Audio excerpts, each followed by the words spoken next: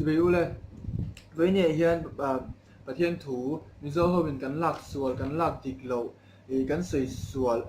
ที่หลักกันสวยส่วนแล้วว่าไอ้หมอกันเชื่อส่วนที่พวกนี้หลักกันสวยส่วนแล้วว่าที่กันในกัน explanation กัน interpretation ดิกโลให้ไล่บุ้งเลยจ้างก็รันสวยส่วนตรงที่ทุกวันจนgunตะกี้ไม่ลงไอ้คลักสักละไอ้ที่ English จัง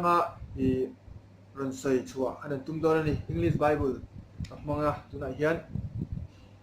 Johanna bung song panga chang song pro hi ni akaran sai chu tum chu English atang hin kan chiar nga ti chu mi zo chunga in je da te pokan sai chau zel don ya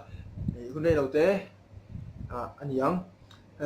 Johanna bung song panga chang song pro ka chon tien English a chon tien a saya You did not choose me but I choose you and appointed you to go and bear fruit that will last then the Father will give you whatever you ask in my name Hela hian Hela iyan Bible cha na sai chu nang mani min thang lo ke mang ka thang chu wara tu le in ra reng tu rin na ti ni mi zo Bible la po ai sia ka in ra reng tu rin ma se ke ma ni mi zo ho bin kan interpretation na kan interpret dan chu he Bible cha hi in ra reng tu rin kan ti chin ne i so chon ke chu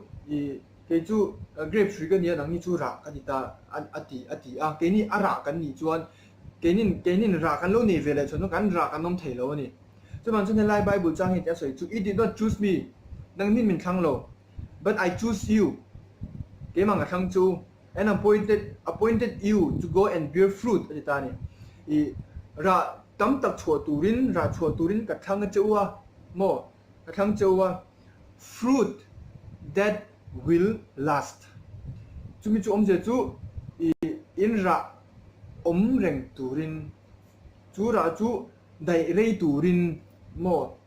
ase chú này ta này chú bạn chú mình zo hồiกันlệ liềnกันinterpret hay lại Bible chaกันinterpret đàn hi yênกันinterpret chuyện này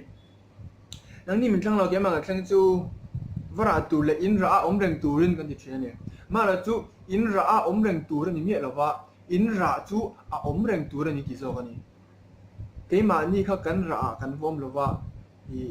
ma se kan ra zo kha reng zo tu rin ti kha chu te chu ran sei ka du ni chu ban chu lai Bible chang kan la suala kan interpret so form ma ya chu ban chu lai Bible chang kan share sia pui mo kan share chin pui mo kan share chin ya pui mo le bo kani chu ban chu mi zo Bible la chuan na ziak bo ka in ra reng tu rin ti in ra reng tu rin ti lawa tin chu mai ba ka mizo English Bible tang hian fruit that will last ati ni fruit that will last ati ni chuan chu mi fruit chu reng tu dai rei tu ni ti asoi na ta ni dai rei tu ni ti asoi na ta ni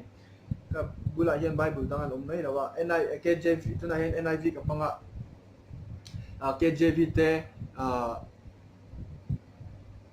Gideon te po ai zia ka lai Gideon Bible tang hen en ve la chuan kan tu tok ton nia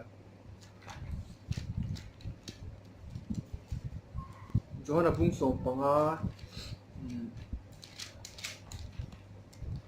chang song ko ka hian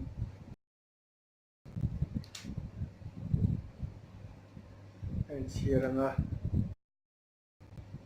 kan chia le English in You did not choose me, but I chose you and appointed you that you should go and bear fruit, and that your fruit should remain. And that your fruit should remain. Giờ chú ira chú reng tu ra ni, mà sẽ ira ni lovin, kan ra kan reng tu ti na ni lovin, ira chú reng tu ra ni. Nang ma chú ira kara antinan thầy hai cùng chú thầy hai ra lova gì à chuan chụp mấy thầy mà sẽ lại context trong á sợi chú cái mà như chú cần ra trong kan tí nan lovin chú cái mà như trong ra chụp reng tu ra ni tí na sợi zo cái ta này that your fruit should remain that your fruit should last chú bạn cho lại interpretation hi kan share chuyện là iPhone ani